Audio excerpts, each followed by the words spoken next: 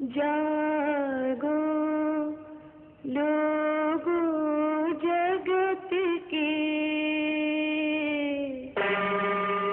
बीती काली रात,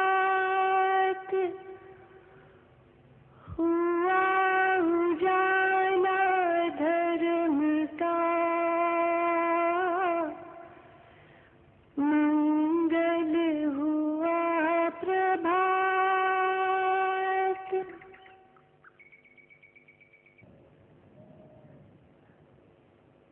धर्म जीवन में उतरे, आचरण में उतरे। धर्म जीवन का अंग बन जाए तो ही धर्म धर्म है। अन्यथा केवल वाणी विलास, बुद्धि विलास का विषय होकर रह गया, धर्म नहीं हुआ। धारण करें तो ही धर्म, अन्यथा धर्म नहीं। तो पहला कदम धर्म का कि सदाचरण जीवन में उतरे। हम शरीर और वाणी से कोई ऐसा काम नहीं करें जिससे अन्य प्राणियों के सुख शांति भंग होती हो, अन्य प्राणियों के हितों की हानि होती हो। ऐसा कोई काम नहीं करें।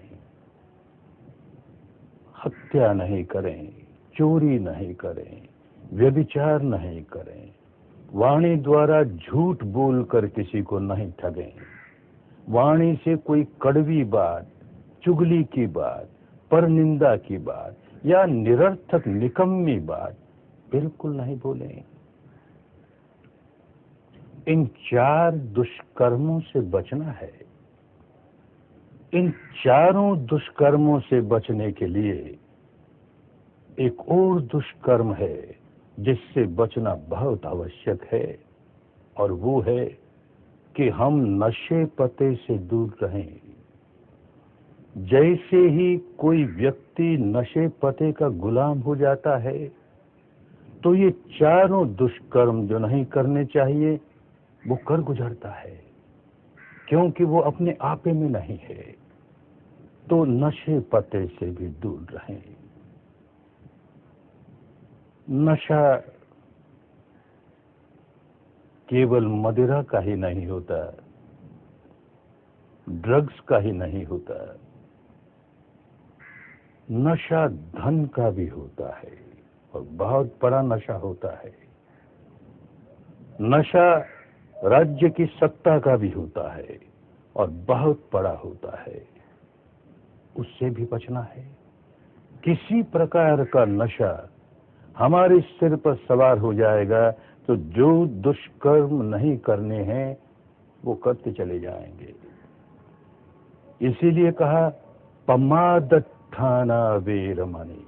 प्रमाद के जितने स्थान हैं, माने जिन जिन से प्रमाद जागता है उनसे विरमण करें, उससे दूर रहें। चाहते तो सब हैं, बुद्धि के स्तर पर खूब समझते हैं कि हमें ये दुष्कर्म नहीं करने चाहिए। बुद्धि के स्तर पर खूब समझते हैं हमें ये सत्कर्म करने चाहिए। पर क्या करे बेचारा, कर नहीं पाता ना। महाभारत का युधिष्ठिर कहता है, महाभारत का दुर्योधन कहता है, युधिष्ठिर ने खूब समझा, सत्यं वद धर्मं चर। तो जब आचरण में उतरा तो ही स्वीकार करता है, अन्यथा नहीं स्वीकार करता। दूसरी ओर दुर्योधन कहता है, जानामि धर्मं न च मे प्रवृत्ति, जानामि अधर्मं न च मे निवृत्ति। खूब जानता हूं कि ये धर्म है, ये करणीय है, ये कर्तव्य है, फिर भी इस ओर प्रवृत्ति ही नहीं होती। खूब जानता हूं कि ये अधर्म है, ये अकरणीय है, ये अकर्तव्य है, फिर भी उससे निवृत्ति नहीं होती, तो भाई ये हालत तो सबकी है ना। शराबी खूब जानता है कि मुझे शराब नहीं पीनी चाहिए, बड़ी खतरनाक है, धीरे धीरे ये मेरा बहुत बुरा हाल कर देगी, लेकिन समझते हुए भी जब समय आता है तो पी ही लेता है। जुआरी खूब जानता है कि ये जुआ मेरे लिए ठीक नहीं, मुझे बर्बाद कर देगा, लेकिन फिर भी समय आता है तो जुआ खेल ही लेता है। व्यभिचारी खूब समझता है ये व्यभिचार हानिकारक है, फिर भी समय आता है कर ही लेता है। सारे दुष्कर्म समझते हुए भी कर लेते हैं। क्यों कर लेते हैं? क्योंकि मन वश में नहीं है। हम अपने मन के मालिक नहीं हैं। तो धर्म, अगर ये पहला कदम चलना है, इतना ही बता के रह जाता, ऐ दुनिया के लोगों, तुम्हें हत्या नहीं करनी चाहिए, तुम्हें चोरी नहीं करनी चाहिए, इत्यादि इत्यादि ये उपदेश देकर ही रह जाता, तो धर्म धर्म नहीं होता। फिर तो सुनने वाले इस कान से सुनते उस कान से निकल जाता। लेकिन इसीलिए धर्म का दूसरा कदम संयम, समाधि, माने अपने मन की मलकियत कैसे हासिल करें। मन का मालिक हो जाएगा तो अपने आप दुष्कर्मों को दूर रखेगा, सत्कर्मों की ओर प्रवृत्ति होने लगेगी। मन के मालिक कैसे हों?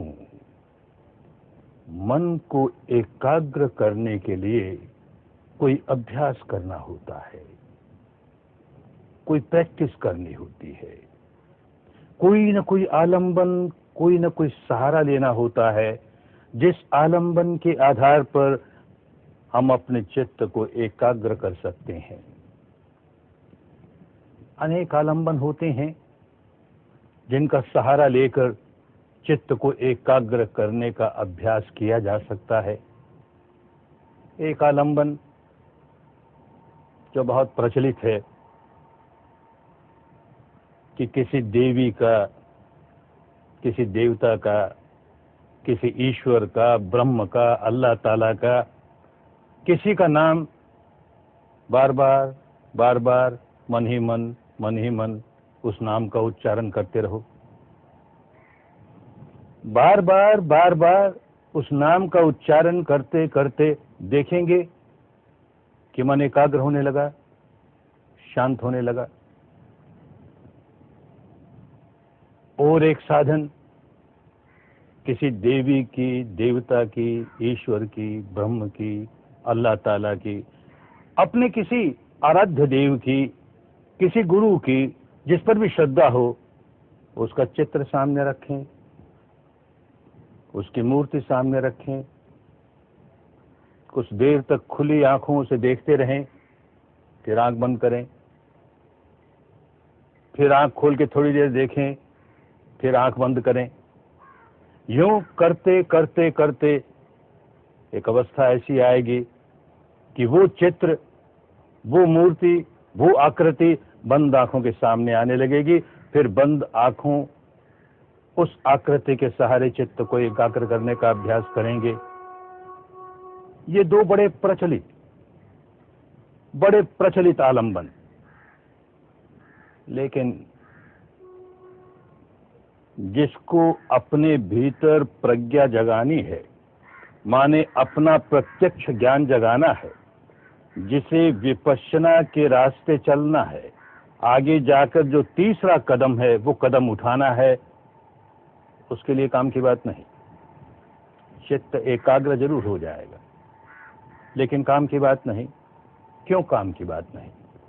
एक मोटा कारण तो ये कि जिस किसी देवी का, देवता का, ईश्वर का, ब्रह्म का, जिस किसी का भी नाम लेंगे, उसका चित्र का ध्यान करेंगे, मूर्ति का ध्यान करेंगे, तो वो उस संप्रदाय का, देवता का, देवी का, ईश्वर का, ब्रह्म का नाम हो गया। उसकी मूर्त हो गई तो सार्वजनीन बात नहीं हुई। सब लोग उसी एक देवी का, देवता का नाम नहीं ले सकते। सब लोग उसी देवी या देवता का चित्र सामने रख के ध्यान नहीं कर सकते। ये तो मोटी मोटी बात है, पर समझेंगे कि क्यों हम इसको आगे के कदम के लिए उपयुक्त तो नहीं समझते। वैसे अगर किसी देवी देवता को, उसके नाम को, उसके रूप को न भी ध्यान करें तो कोई भी शब्द हो, जैसे घड़ी बांध रखी है तो घड़ी घड़ी घड़ी घड़ी, बार बार घड़ी घड़ी घड़ी घड़ी करते जाएंगे, मन एकदम समाहित होता चला जाएगा। चुटकी बजाई और ये आवाज हुई चट चट चट चट चट, बार बार दोहराते चले जाएंगे, मन एकदम एकाग्र हो जाएगा।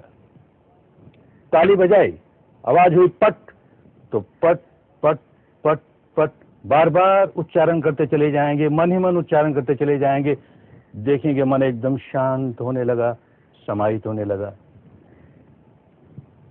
फिर भी नहीं, समझेंगे क्यों नहीं। एक और तरीका होता है मन को वश में करने का, कि मन में कोई सुझाव देना शुरू कर दो। अच्छे सुझाव हो, अच्छे सुझाव देना शुरू कर दो।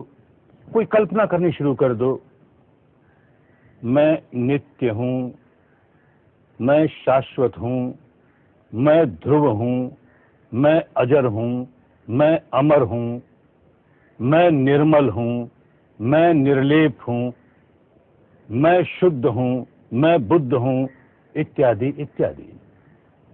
बार बार बार बार ऐसा चिंतन करते करते हम देखेंगे कि मन शांत होने लगा, समाहित होने लगा।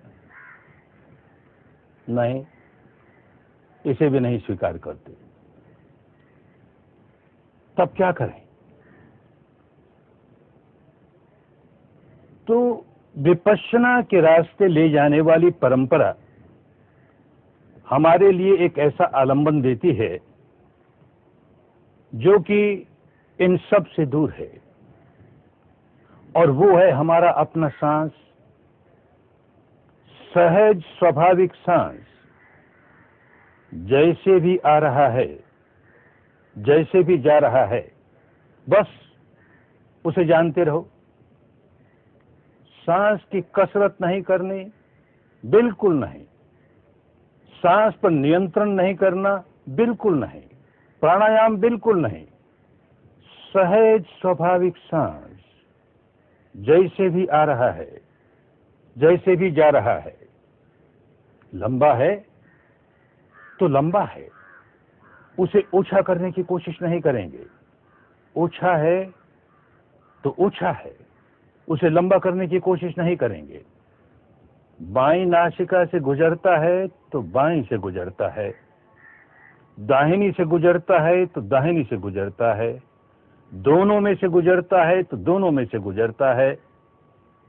उसे बदलने की जरा भी कोशिश नहीं करेंगे। बस केवल जानना है, केवल जानना है, केवल जानना है। क्यों? इसे समझें कि इसे ही क्यों चुना गया। लक्ष्य क्या है हमारा? लक्ष्य है कि हमें अपने बारे में जो सत्य है उसको अनुभूतियों के स्तर पर जानना है। अपने बारे में जो सत्य है, सत्य वो जो अपने आप प्रकट हो रहा है।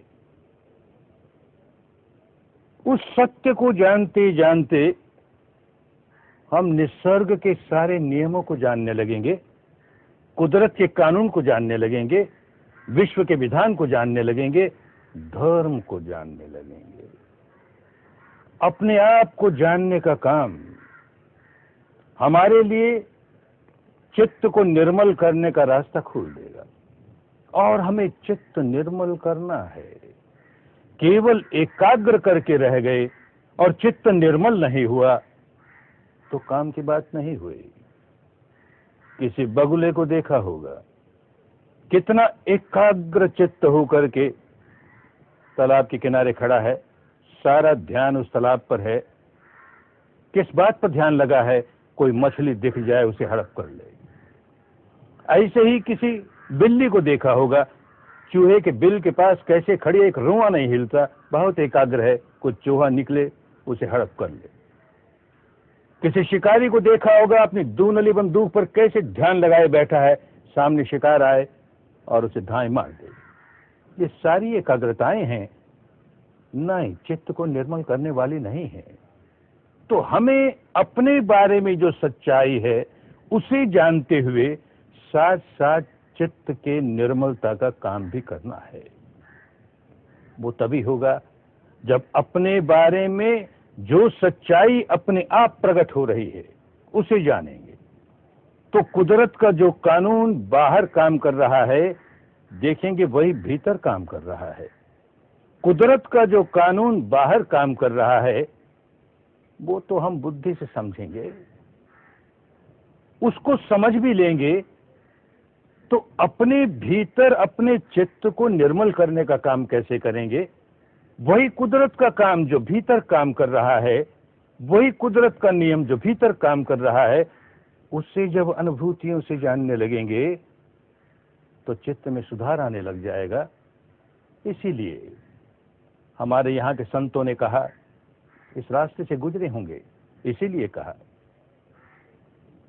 कि बाहर भीतर एको सच है, यह गुरु ज्ञान बताई रे। बाहर भीतर एको जानो, यह गुरु ज्ञान बताई रे।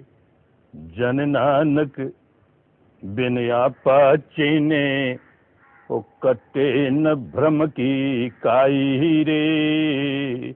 जन नानक, नानक जान गया है, किसी की सुनी सुनाई बात को केवल श्रद्धा से मान नहीं रहा है, केवल बुद्धि द्वारा चिंतन मनन करके मान नहीं रहा है, अनुभूतियों से जान गया।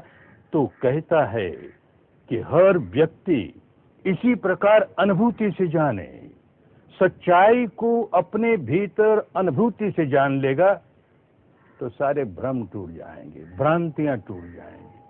बाहर बाहर ही कुदरत का कानून देख के रह जाएगा, भ्रांतियां बनी रहेगी। तो कैसे अपने भीतर सच्चाई को जाने?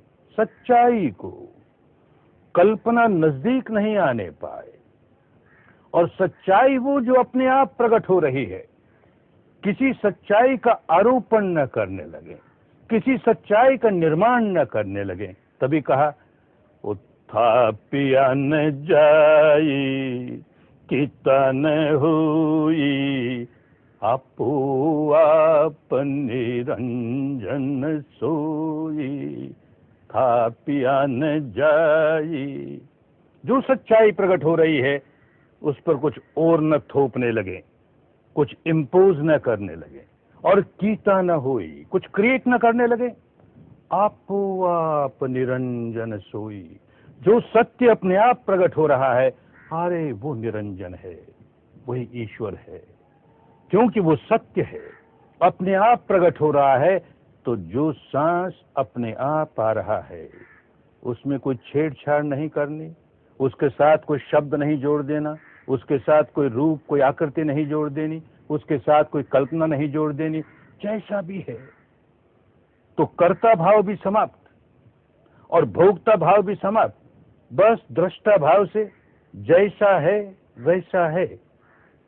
इस समय भीतर आ रहा है तो भीतर आ रहा है, बाहर जा रहा है तो बाहर जा रहा है, बाईं नासिका से गुजरता है तो बाईं नासिका से गुजरता है, दाहिनी नासिका से गुजरता है तो दाहिनी से गुजरता है, दोनों से गुजरता है तो दोनों से गुजरता है। यथाभूत जैसा है वैसा है, यथार्थ का दर्शन करना है, और वो यथार्थ अपने बारे में हो। इस सारी शरीर के प्रपंच में क्या हो रहा है, इस चित्त के प्रपंच में क्या हो रहा है, इसे जानने के लिए पहला कदम, सांस आ रहा है सांस जा रहा है। कहना बड़ा आसान है। जब कभी समय निकाल करके किसी विपश्यना के शिविर में 10 दिनों के लिए आओगे और पहला कदम यही कि सांस आ रहा है, सांस जा रहा है, अरे इसे ही जानना है, करना कराना कुछ नहीं, वो तो अपने आप आ रहा है, अपने आप जा रहा है। हमने अपने मन को सांस के ठोर पर लगा दिया, शरीर के इस दरवाजे पर लगा दिया, इसी से मन सांस भीतर जाता है, इसी से बाहर जाता है, बस यहीं लगा दिया। तो देखेंगे कि इसको जानते जानते चित्त एकाग्र ही नहीं होने लगा, चित्त निर्मल भी होने लगा। कठिनाई आएगी, कठिनाई आते हुए भी अपने मन के स्वभाव को पलटना है। जैसे जैसे प्रयत्न करते जाएंगे देखेंगे सांस के सहारे सहारे सहारे चित्त एकाग्र होने लगा, एकाग्र होने लगा, निर्मल होने लगा। भले ऊपर ऊपर से ही हुआ, पर धीरे धीरे धीरे गहराइयों में जाएंगे। जितना जितना चित्त निर्मल हो जाएगा उतना उतना धर्म में स्थापित हो जाएंगे, उतना उतना मंगल होना शुरू हो जाएगा, उतना उतना कल्याण होना शुरू हो जाएगा। धर्म में कितने स्थापित हो रहे हैं उतना मंगल होता ही है, उतना कल्याण होता ही है। धर्म में मंगल ही मंगल, धर्म में कल्याण ही कल्याण, कल्याण ही कल्याण। सांस देखते देखते चित अविचल हो जा।